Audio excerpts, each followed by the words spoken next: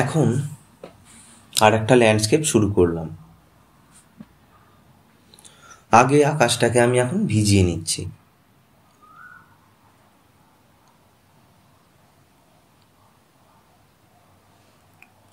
এরপর একটু বার্ন সায়ানা আর cobalt blue দিয়ে মিশিয়ে আকাশে আমি রংটা করলাম।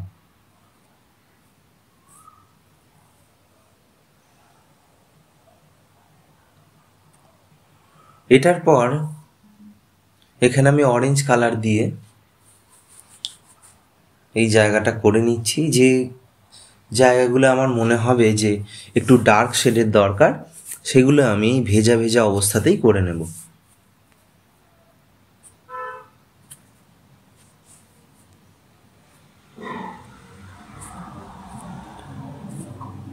ওই সাইডটা যেহেতু একটু পিছনের দিক, তাই ওদিকটা আমি ডার্ক শেড ব্যবহার করেছি। আর আমি মাঝখানের জায়গাটাকে একটু লাইট শেডের মধ্যে রাখবো, আর সাইডের এরিয়াটাকে একটু ডার্ক শেডের মধ্যে রাখবো। নিচের পোর্শনগুলো আমি সাদা ছেড়ে রাখবো, ওখানটায় অন্য কোনো আমি রং দেব না।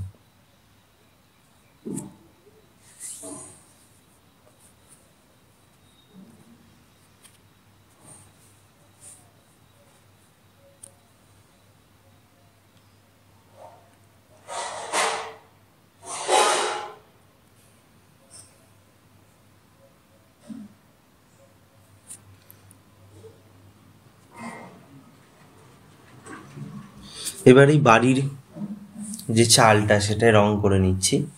তো এটা করার সময় একটু একটু সাদা ছেড়ে রাখলে জায়গাগুলো হাইলাইট হয়, আলো ছায়ার ব্যাপারটা ভালো ফোটানো যায়।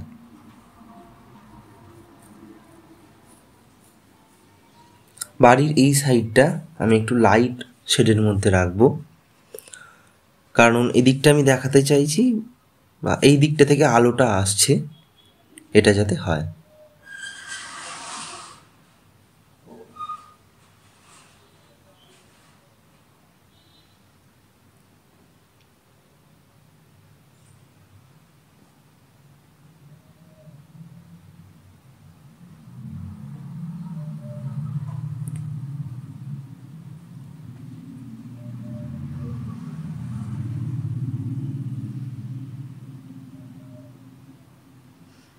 বাড়ির এই পোর্শনটায় আমি একটু ডার্ক শেড ব্যবহার করব।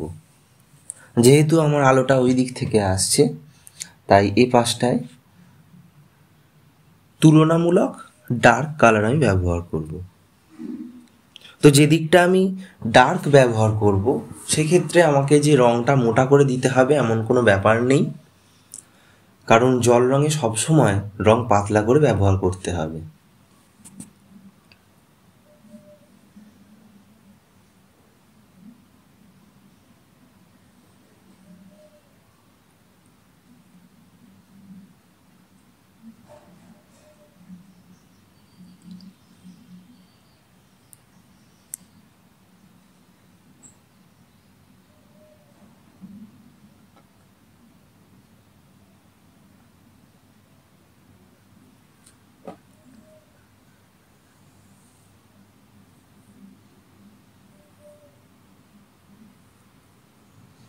যখন থার্ড টোনের কাজটা করব, তখনও যেন রং খুব বেশি মোটা না হয়ে যায়,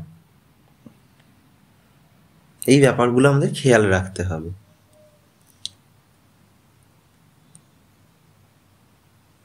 এবার গাছের গুঁড়িটায় আমি রং করে নিচ্ছি।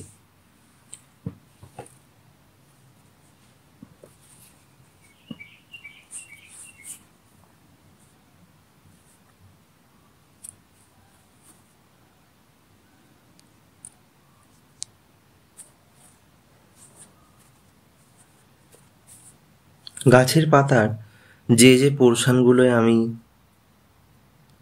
একটু শেড দেখাতে চাইবো সেই জায়গাগুলো ডার্ক, আর যে পোর্শনগুলো লাইট পড়ছে সেগুলো আমি ছেড়ে রাখছি, পরবর্তীকালে সেখানে কিছু লাইট কালার চাপাবো বলে। এভাবে ডার্ক আর লাইট কালার চাপানোর ফলে আঁকাটার মধ্যে একটা সুন্দর ব্যাপার আনা যায়, কারণ পুরোপুরি কোনো ফ্ল্যাট কালার চাপিয়ে দিলে সেখানে আঁকাটা দেখতে ভালো লাগে না।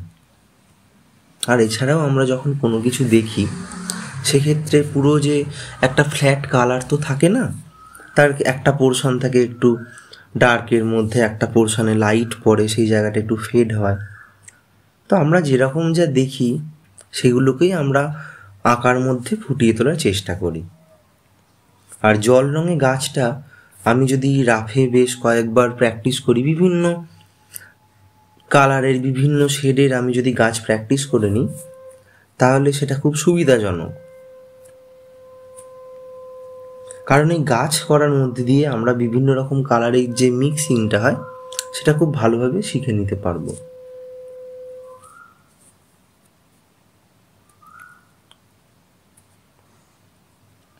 এই ভাষা আমি যে একটু ঝোপঝাড় দেখাবো, এগুলো এই সাইডের গাছটার তুলনায় একটু লাইট করব, কারণ আমার এই দিক থেকে লাইটটা ঢুকছে, বাড়ির এই পোর্শনটায় আমার লাইট পড়েছে, তাই এদিকে ঝোপঝাড়টাও আমার লাইট শেডের মধ্যে থাকবে।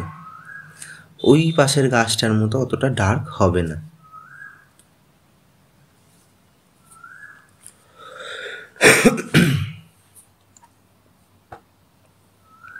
এইবার টুকটাক স্প্রে মতো করে নিলাম। আজকের আঁকা এই পর্যন্তই, দেখা হচ্ছে আবার পরের ভিডিওতে।